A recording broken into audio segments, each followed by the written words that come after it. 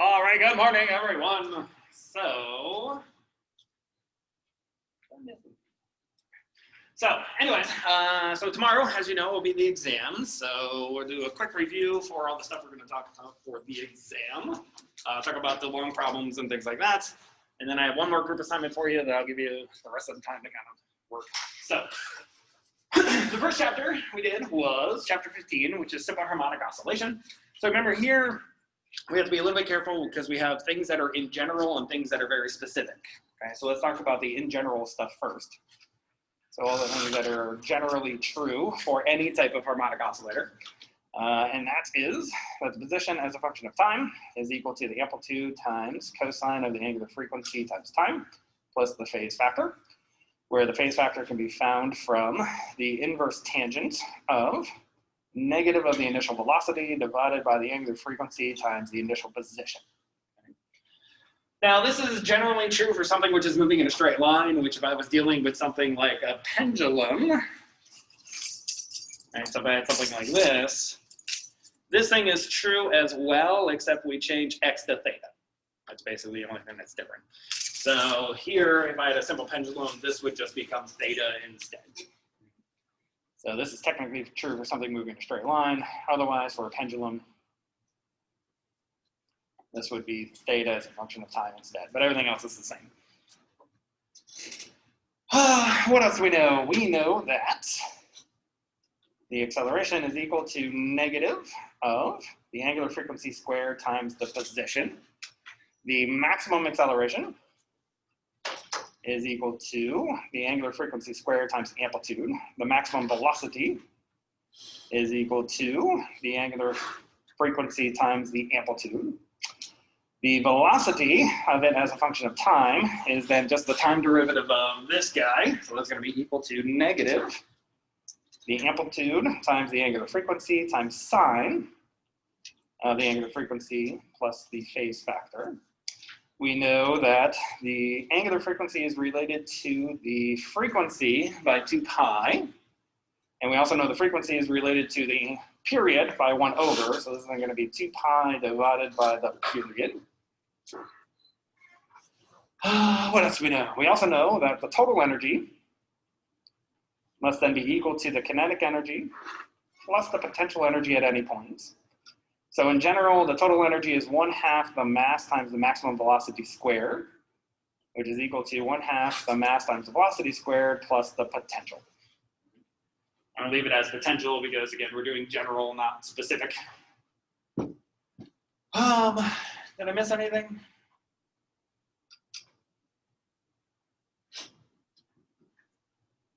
I don't think so. That's pretty much everything. So this is all the general things. So again, this is true for any harmonic oscillator, whether it is a physical pendulum, whether it is a spring mass system, whether it is 2 springs in a mass, if it is a simple pendulum, etc. Whatever this is, all of these things apply. Now what's specific, so let's talk about specifics, is primarily the angular frequency. So far we've seen the angular frequency is the square root of k divided by m, and this is for a spring mass system. It's equal to the square root of g divided by L. This is for a simple pendulum. And the square root of mgd divided by the moment of inertia, and this is for a physical pendulum. Those are our omegas. Our potentials for each one of these then corresponds to, for the spring mass system, this is going to be 1/2 kx squared. And then for the pendulums, these are both going to be gravitational. So here it's going to depend on how you define where the 0 is for exactly the structure of the gravitational potential. Now, here, these are the only 3 that we've seen, which basically means that if it's anything other than this, we have to use the sum of the forces or the sum of the torques to derive what the angular frequency is. All right. Now, let's define some things here. So let's say for our physical pendulum, this is our pendulum. Let's say this is our pivot point. This is the location of the center of mass. And remember that d is the distance from the pivot point to the location of the center of mass. And then the moment of inertia will be the moment of inertia about that pivot point. which means you'll probably need things like the parallel axis theorem, which says that the moment inertia about that pivot point is equal to the moment inertia about the center of mass plus the mass times the distance you are away from the pivot point squared. So this is the parallel axis theorem.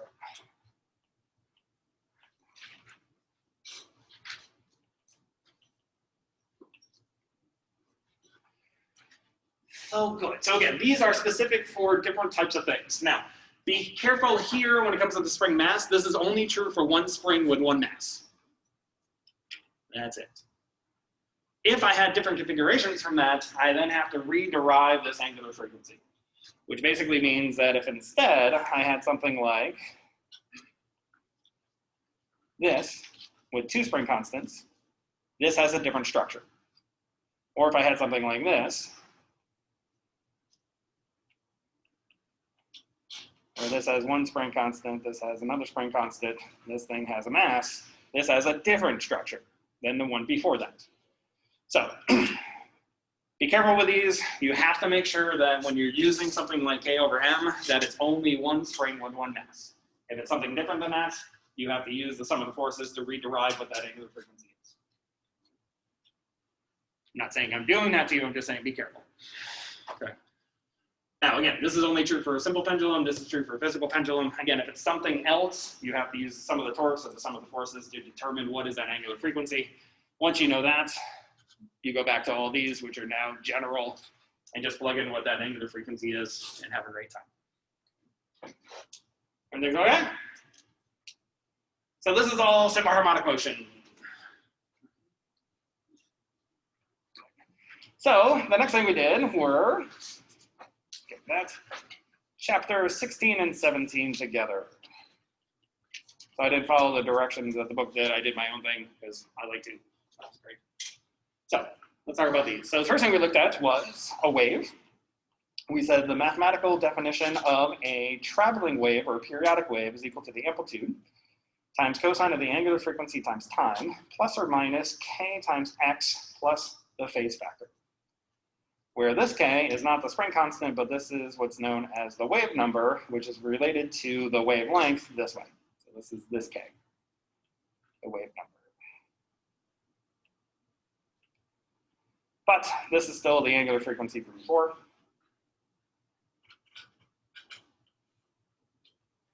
And remember that positive here means that it's moving to the left, and negative means it's moving to the right.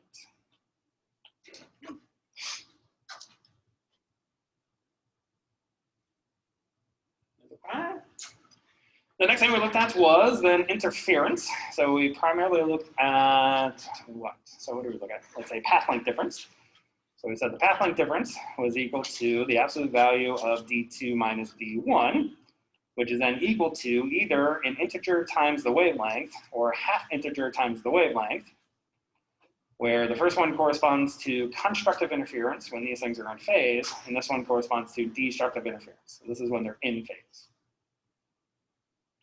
If they're out of phase, these two things switch, and this becomes destructive, and this becomes constructive. This is out of phase. So just be a little bit careful with those. So again, if you have a problem with this, make sure that it says something about them being either in phase or out of phase initially. So that's path length difference. What else do we know? So we also know that the intensity for an isotropic source, so isotropic, the intensity is equal to the power divided by the surface area, which for us means that this is the power divided by 4 pi r squared. So this is the intensity. So remember, this P here is power, not pressure, not momentum, but power. So this has units of watts per meter squared. Well, actually, power just has watts. So that's a joule per second.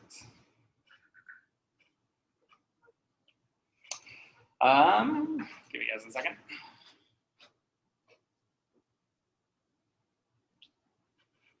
Okay. So next thing was sound level intensity.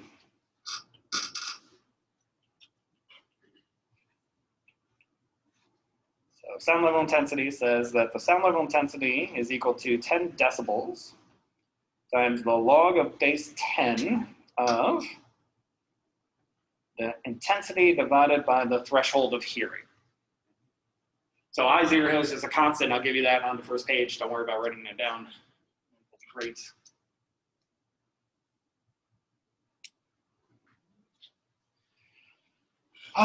Some other things I forgot. So we know that the velocity of the wave is equal to the wavelength times the frequency, which is equal to the angular frequency divided by the wave number. So this is the general expression for the velocity of the wave. We also know that the velocity on a string is equal to the square root of the tension divided by the linear mass density, where the linear mass density is the mass per unit length. So this is the linear mass density. So this is only true on a string. We also have the speed of sound in air is equal to 331 meters per second times the square root of the temperature in degrees Celsius plus 273 divided by 273.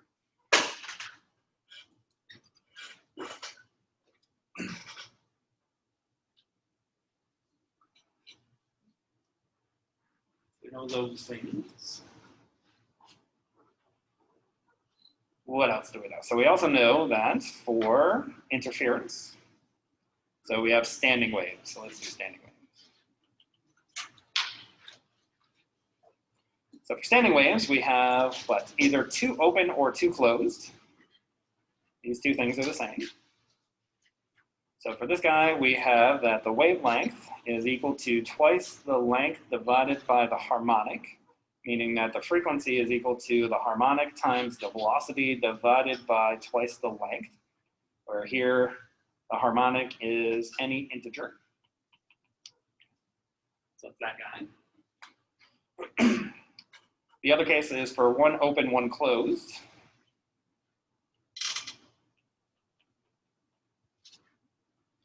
So here we have the wavelength is equal to 4 times the length divided by the harmonic, meaning that the frequency is equal to the harmonic times the velocity divided by 4 times the length. But here the harmonics are only odd. So we have no even harmonics in this case.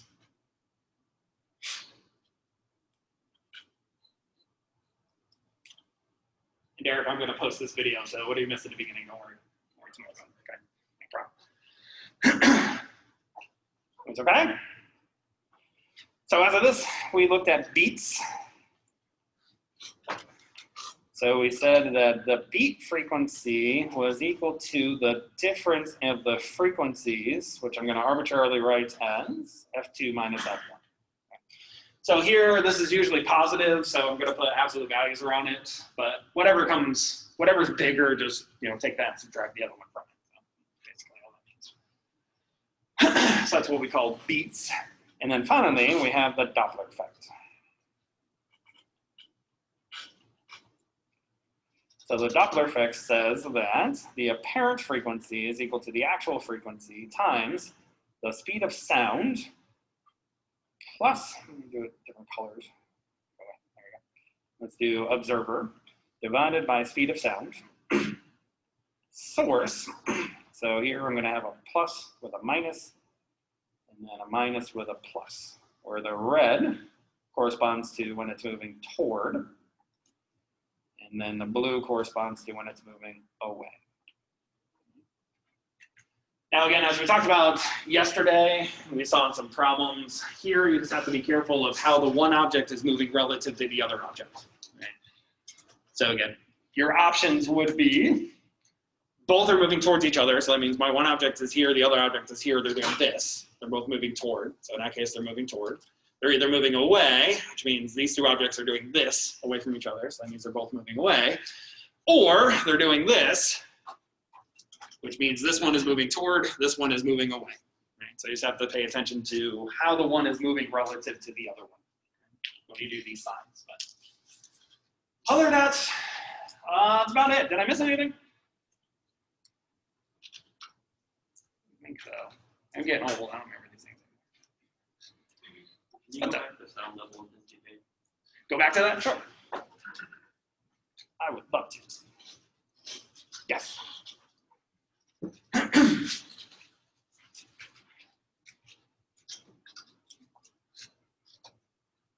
The only problem about doing the reviews this way is now I got to flip back and forth between all the slides. It's going to be a headache. But, so.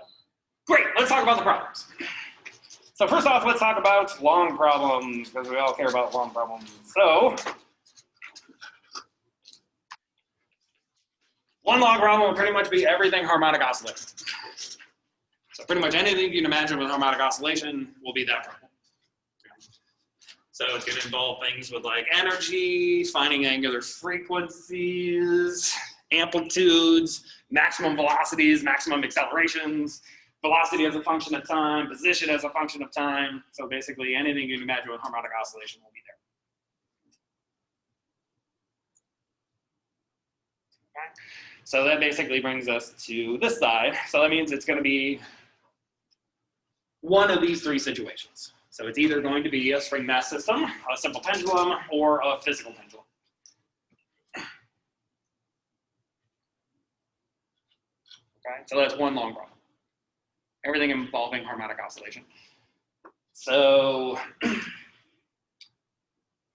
think there's a good example on the last year's exam that I posted that I didn't actually mean to post, but whatever.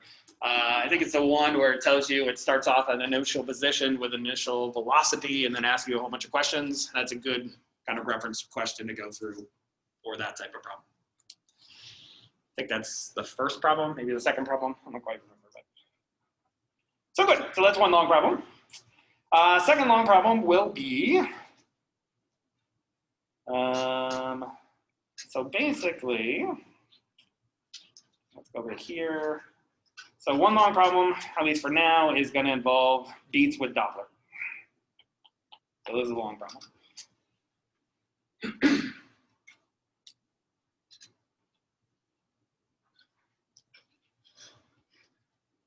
The problems we did yesterday, especially the one with the baby's heart, which is pumping, that's kind of a good one to go through. So make sure you know how many different Doppler shifts there are in the problem and things like that. Okay? Because as we saw with the baby heart one yesterday, there were 2 Doppler shifts, not just one. So that's kind of a good one to go through. So this is one long problem, so that's 2 long problems. The third long problem is going to involve standing waves. Switch back, that's long problem 2. So it's going to involve standing waves and harmonic oscillation. So it's going to involve this guy and this stuff. So this will also be part of long problem 3. Let's go back. Okay, so standing wave stuff. So that basically means that you're going to have 2 options, basically. So it's either going to be a string where you have an endpoint, say open and closed endpoint, so you could have this scenario, or you could have a string with 2 closed endpoints. So it's going to involve one of those 2 types of situations. Good example to go through for that one is the one that I went with Joe, which is the one which has the table, which has the string, which is going with the harmonic oscillator oscillating up and down, which is attached to 2 different strings with 2 different linear mass densities, and you're setting up standing waves on each one of those different things. So that's kind of a good example to kind of go through. So it involves harmonic oscillations and sound and standing waves and all kinds of good stuff. So those are the 3 long problems. So again, one long problem is basically everything you can think of with harmonic oscillation. Second long problem is dealing with Doppler effect with beats. And then the third one is a mixture of standing waves with simple harmonic oscillation. So let's talk about short problems. Short problems then. So one short problem is going to involve things like this. So it's going to involve sound level intensity. It's going to be a short answer problem. Well, that's short answer 1, mixed with intensity.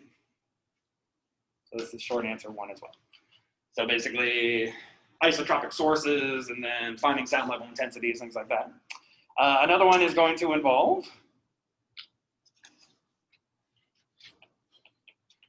path length difference. And the last one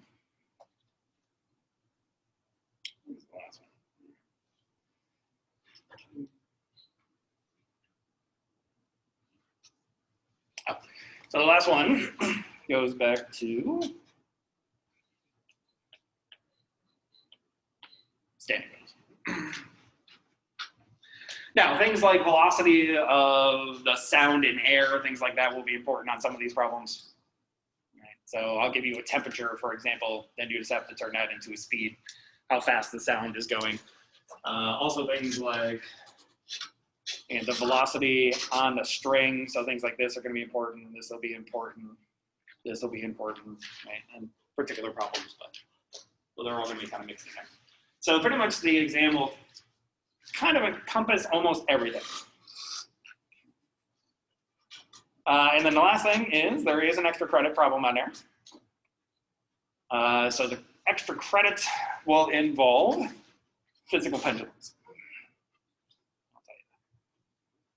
And one other thing I will tell you is there will be calculus on this exam as well. One of the wrong problems, there will be calculus in it, and then the extra credit will also have calculus in it. But everything else won't have. It is a calc-based. So the extra credits, go back to here, do that in red. So basically, this will be the extra credit. Physical pension.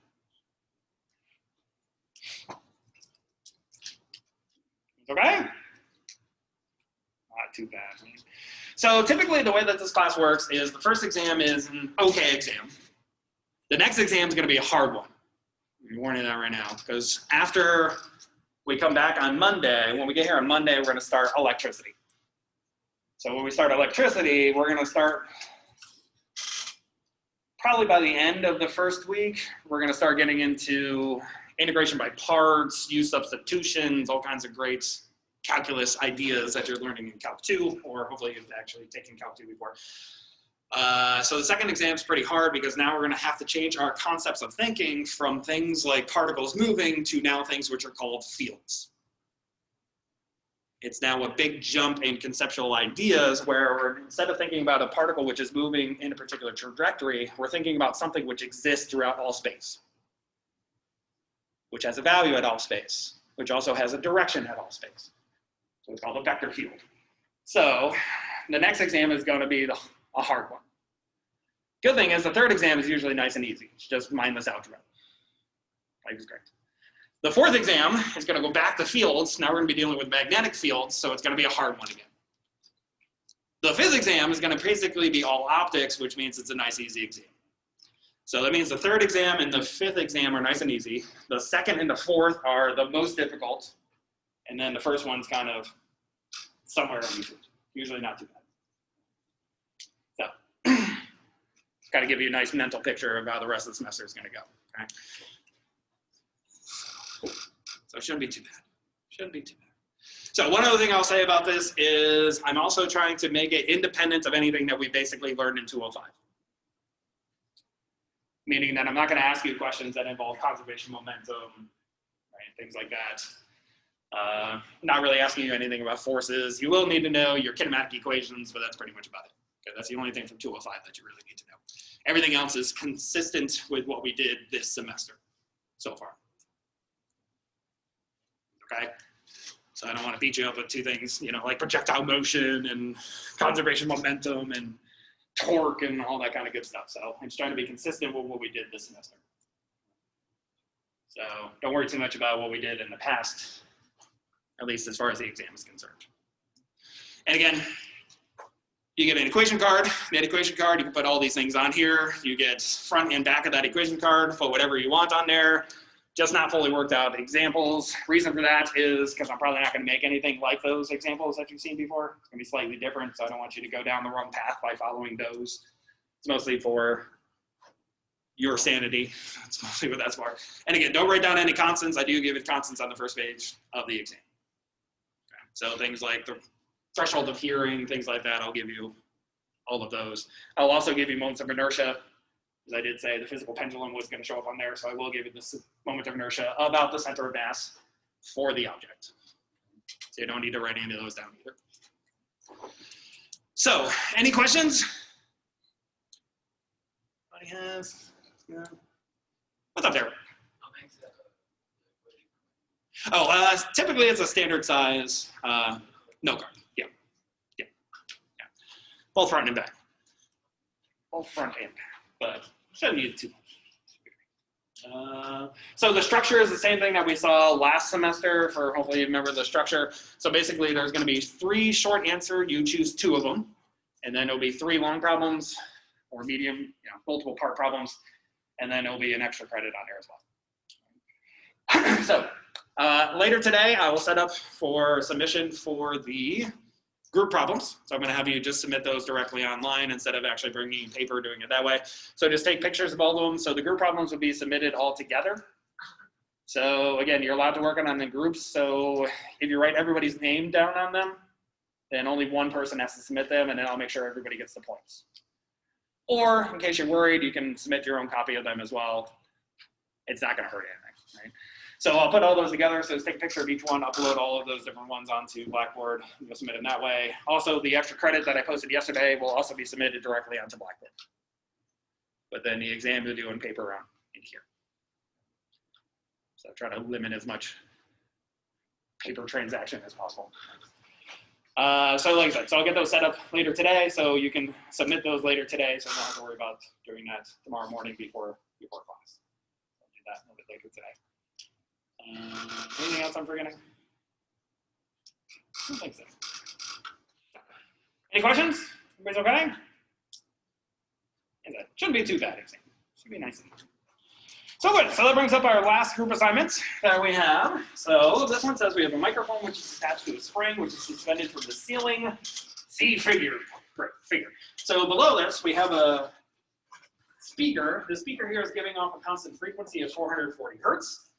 And then what's going to happen then is the microphone here is harmonically oscillating up and down with a period of 2 seconds. So then what it goes on to say is that the difference between the maximum and minimum sound frequencies detected by the microphone is 2.1 hertz. That's your beat. So what it's telling you is that your beat frequency, which is when this thing has a maximum or minimum frequency, has maximum when it's moving towards it, has minimum when it's moving away from it. Well, what velocity would correspond to the greatest shift? So where would the harmonic oscillator be to have the maximum amount of velocity? So where does it have the maximum amount of velocity?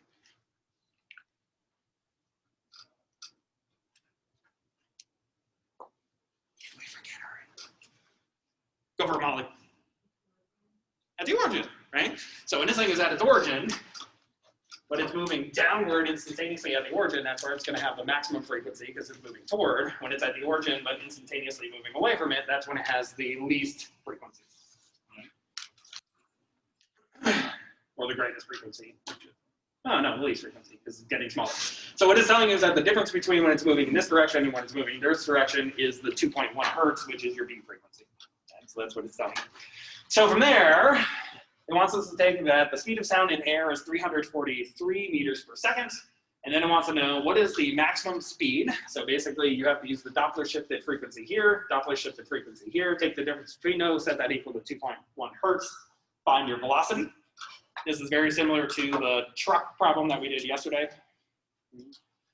Part B then wants to know what is the amplitude. Well, you just found the maximum velocity, so you know the maximum velocity is related to the amplitude by the angular frequency. So use that definition. Part C then says, what is the speed of the microphone when it is 0.65 times the amplitude away? Well, this is just conservation of energy. So there you'd use the total energy is equal to the kinetic energy plus potential energy, and then solve for the speed when it's at that position. So not too much. So that's it. So I'll give you the rest of the time to kind of work on that. So it looks like you got about 20 minutes. I'll be walking around so you can ask questions about any of the other group assignments or about the exam or any of those things that you want to go through. What's up, Grant? Oh, sure.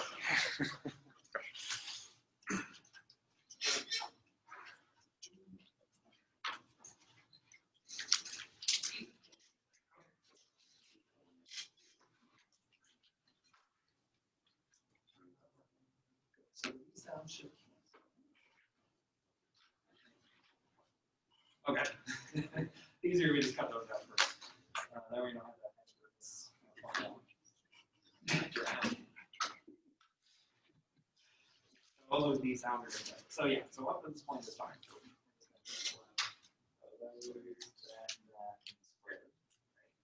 So now you can factor out the f. And then you basically have this minus 1, but this minus 1 has a common denominator. Well, when I factor out f, right? So I'm going to write this as f times all that stuff minus 1. So this is going to be like b sound plus b part divided by b sound minus b part. But this has a common denominator of b sound minus b part. I'm going to multiply top and bottom of this by b sound minus b part. And then I'll get all the sounds, and now I'll get twice b part. So ultimately, this is going to be f times 2 b parts divided by b sound minus b part.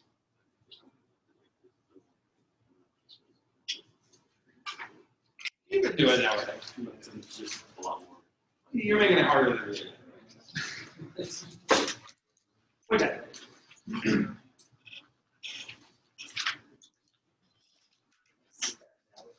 How you doing today?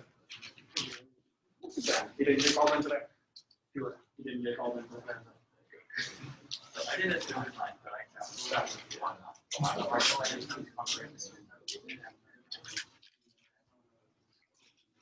Well,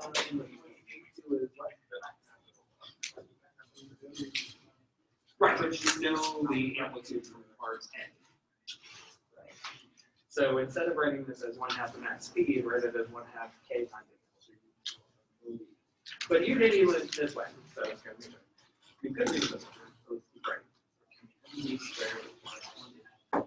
don't know k times that position. So now, if I divide by all the halves, let's divide by n. So this is now 2 squared plus k over m. But k over m is the angular frequency.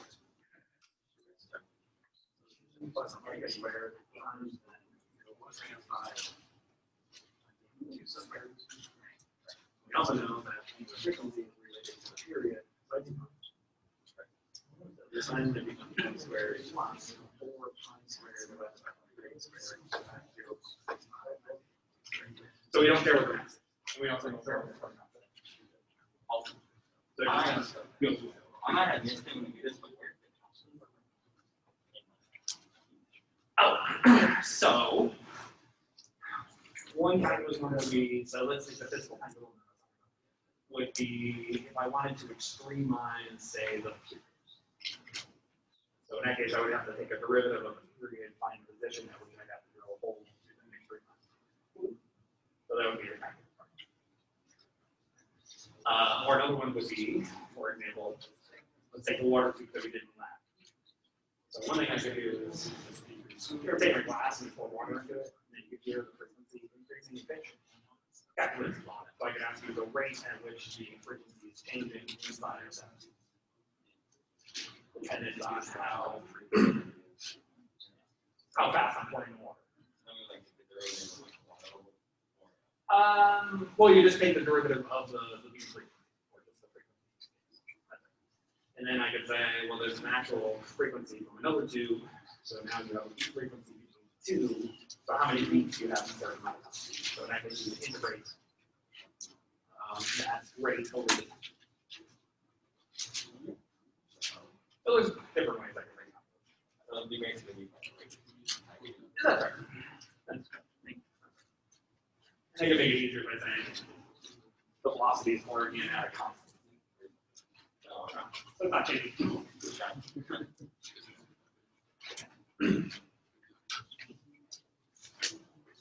There's a couple homework ones there.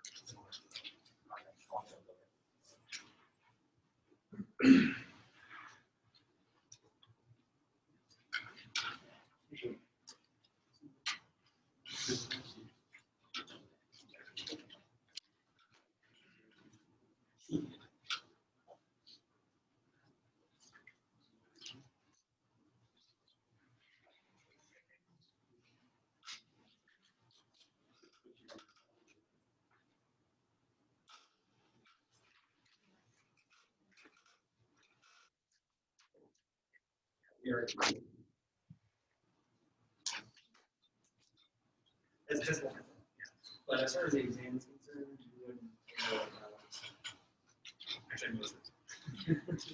So the first part was the shooting, the second part was with elongation due to thermal expansion.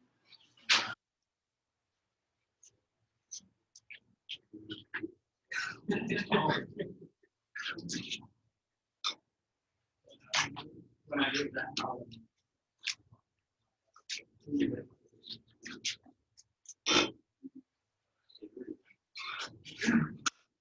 good idea.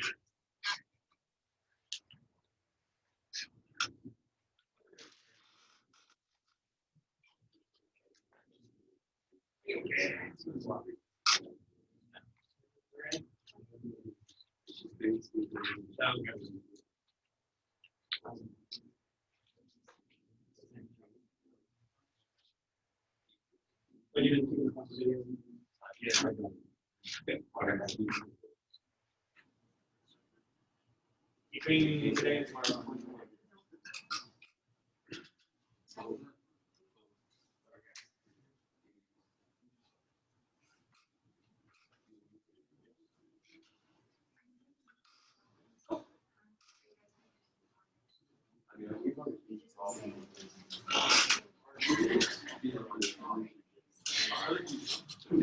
Where did your potential? Tell me.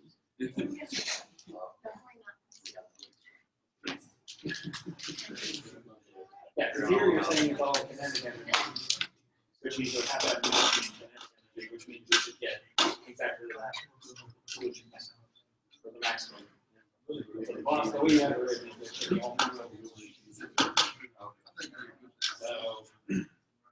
so when you solve this, you should be getting 0.8. All you're going to do is figure it out. We'll figure it out later. So yeah, so basically you're just missing that potential. So you're missing the fact that it's at 0.65. So here you have plus 1/2 k times the equal to, or not the energy, but the position. Position is 0.65. Yep.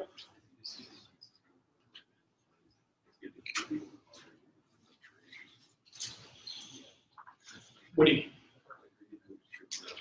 Oh, no. No. Now, when it comes to the second exam, the short answer to that is yes. But there's a caveat on that error. The caveat is I'm actually going to give you the results at the end. But we'll talk about that when we get there. So basically what will happen is on the first page, it will become elongated. Now, at the bottom of the first page, there's going to be a list of intervals. So basically, you'll just set everything up, switch to the first page, find your setup, compared to one of those 4 intervals, write down the solution, plug in your values, and then fill them. So yeah, so I'm not going to make you do integration by parts and trick stuff. But I will expect you to do a simple polynomial. Oh. Darn. Okay.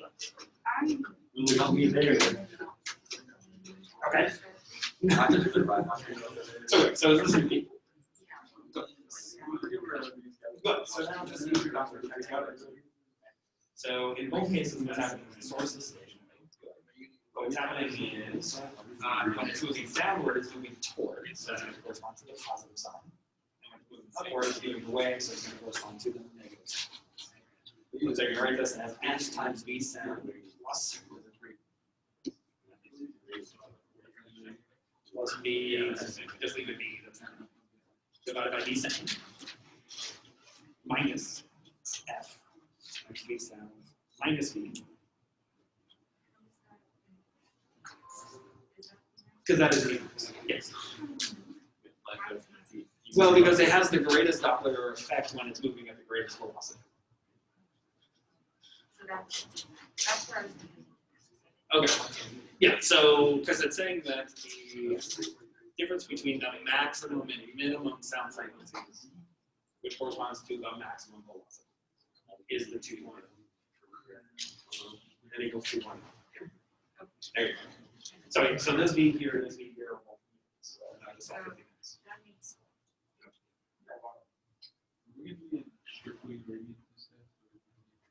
Yes. So that's one thing to clarify. So whenever you're doing the cosines and sines here, make sure your calculator is in radian mode, not degree mode, because you will get wrong.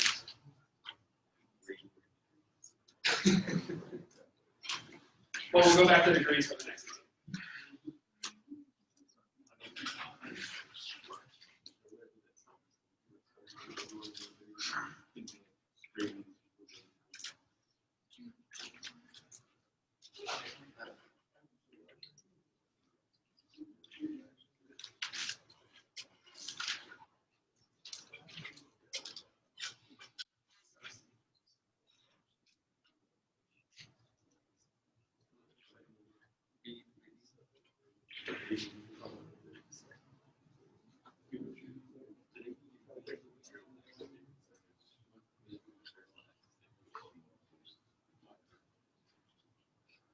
Oh, okay.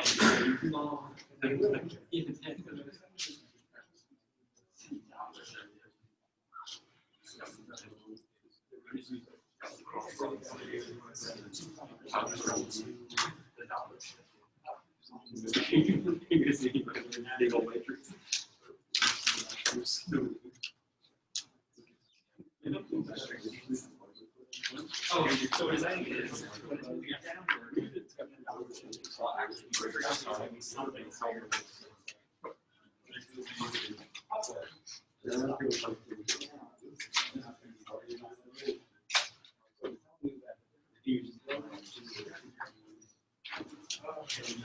So it's not as simple as quite saying.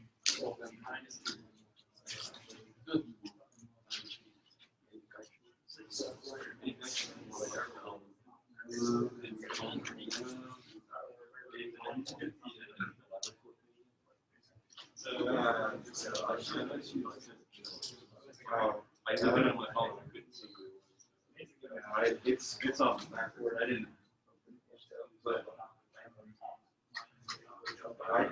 I just kind of looked at the paper that she had given, but I was trying to bring out, and I was like, okay, here's what she wants us to do, and I just like wrote simple. Didn't even know there was a.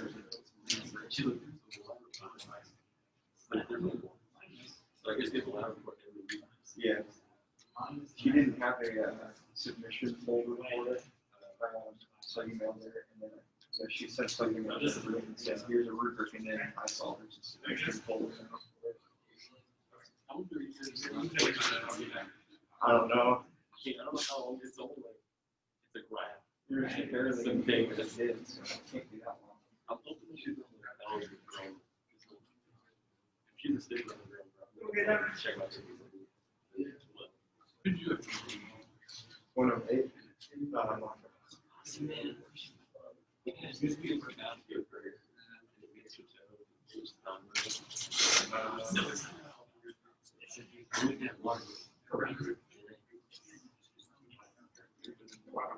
Yeah, so period is always I should say home. Yeah. So for spring now it's independent of but it's He didn't, he wasn't too serious.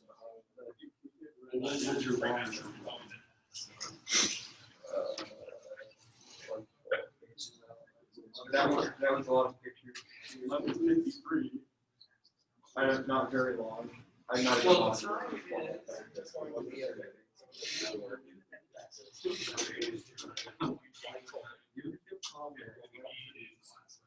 I barely. I'm gonna do something. So basically your problem is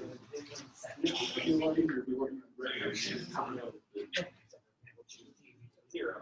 And then you're plotting this one total. You have a partner, yes?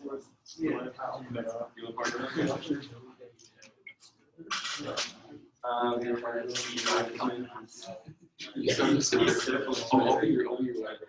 Well, those are I saw over from my thing. oh yeah, here's the project. So I see like it's like different shop. Okay.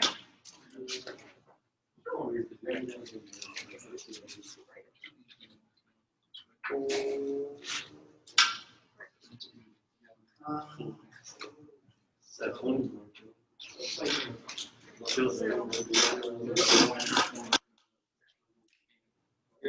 which one is, which way is the station? Is it going towards or?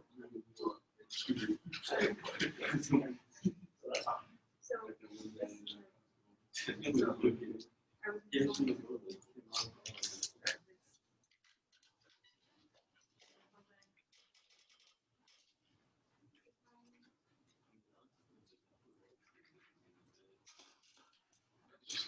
This is, that is already, because it has the greatest shift. It has actually zero shift. So actually the greatest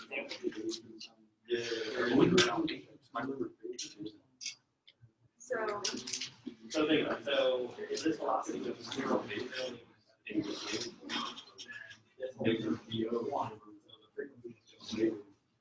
so there is no downward shift when it's negative. So what's happening here is it's actually very complicated. It's moving, but just for changing because of velocity. It's the acceleration of mass speed when it's at orbit, which then manifests itself as the greatest operation. But then as it keeps moving up, it gets slower and slower and slower. So the downward shift gets smaller and smaller and smaller.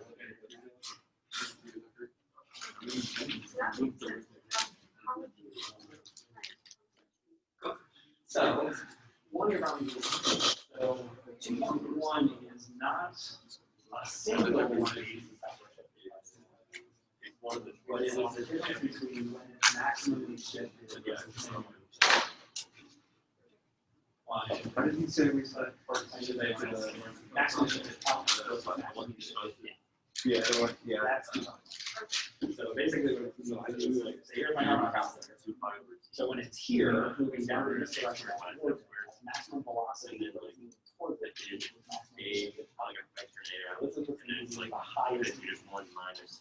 Now it's going to turn around, move back in this direction, reach the origin, has again the same maximum velocity, but now it's moving away.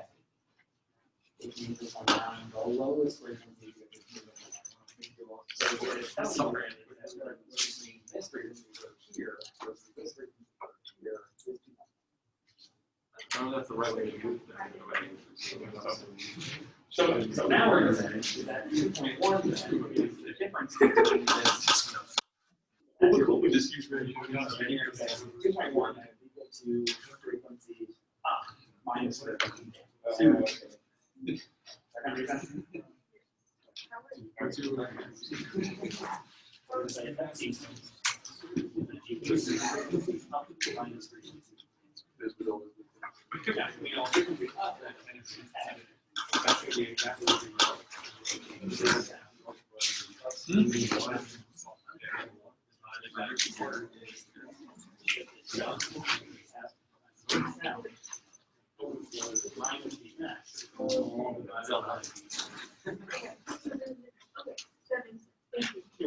So now we don't have the common denominator, so just subtract it from each other. That's going to isolate the max. And then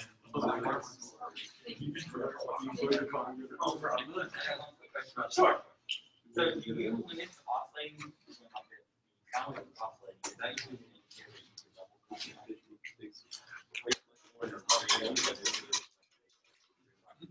It's because of reflectable wave.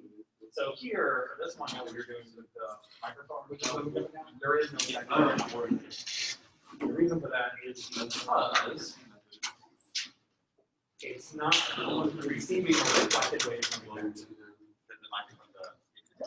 Correct. The speaker is only sending out a constant frequency. So what would be different if the microphone was oscillating and the speaker was oscillating? So that would then. So let's say the speaker was oscillating, so then it was longer. So that would be this guy's going to be oscillating, but it's going to hit the wall, reflect back, and that's what would give the secondary oscillation. Because as it's coming towards it, it's going to be shifted, but then the reflected wave is also going to be reflected by the time it gets back to the microphone, because the microphone gets the secondary wave comes with that secondary shift comes with that the observer, the source and the observer and the here, the only thing that's happening is the observer is moving, but it's only the observer. It's never the source. So now you don't have to worry about that secondary. The observer as well, and the wall, there's a single object, there's not moving. Right? No. So it's still a delta. It's still double because the reflection is not on, so there's no secondary off the reflection. But as the observer is moving, because the observer wasn't. Oh, the observer wasn't moving, then there would be no secondary. So if this thing was oscillating, there's a wall and it reflected to you, and you were the observer, and then there'd only be the primary Doppler shift due to the motion of these.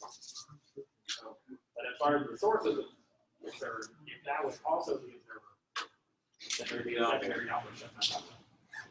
So when we try to solve for like the new max, like we did with the one with the rating and another one, we usually would use this one. Would it give you the difference? Yeah, I would have to give you something. So either I would have to ask you what the beat is, or I would have to go with the beat is to ask you for the. And when we do that, we're going to want to set it up with the same double. So it's something that has two Doppler shifts.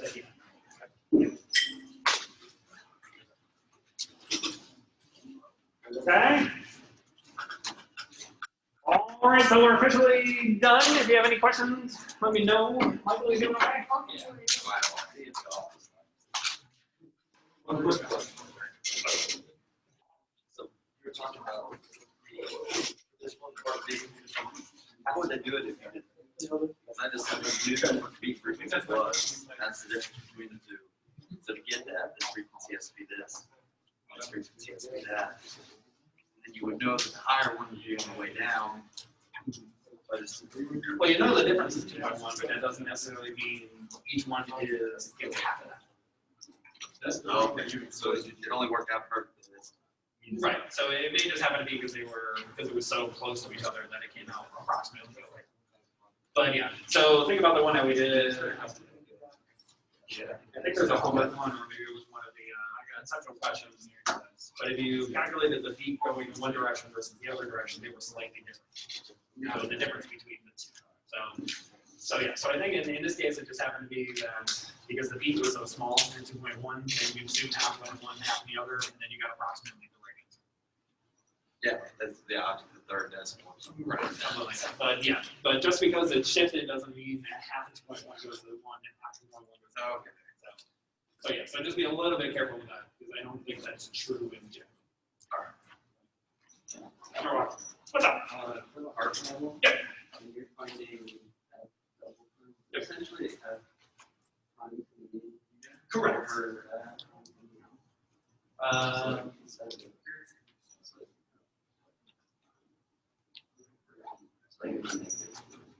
Yes, that's right. Yeah. Because otherwise, if they're both negative or both positive, it just won't have any Doppler shift to it. Okay. But yeah. So one is positive, one's negative. Which one is which just depends on which way you decide it's moving. Okay. So if it's moving toward, then it's plus minus. If it's moving away, then it's minus. Either way. Exactly. Thank you. You're welcome. It's the question today. Have you posted that? Oh, it's already on there. Yeah, I posted it like yesterday or the day before. Or something like that. So yeah. So it's already on Blackboard, so you can finish it up on there. Other than that, did I miss too much today? Today was just review, so I have to stop the video, but when I stop it, I'll post it so you can go through the review. So that was pretty much what I did. Yeah. So we just reviewed all the chapters, all the essential equations, which I think we already did anyways, except for the Doppler. And then the rest was just talking about what the types of problems are going to be. And then after that was just getting ready for the next problem. So, Okay. Is the test going to cover everything up to today? Or? Yes. Yeah. So everything including through Doppler. Yeah. So harmonic oscillations, all the wave stuff, including Doppler. Okay. Yep. Thank you. You're welcome. What's up?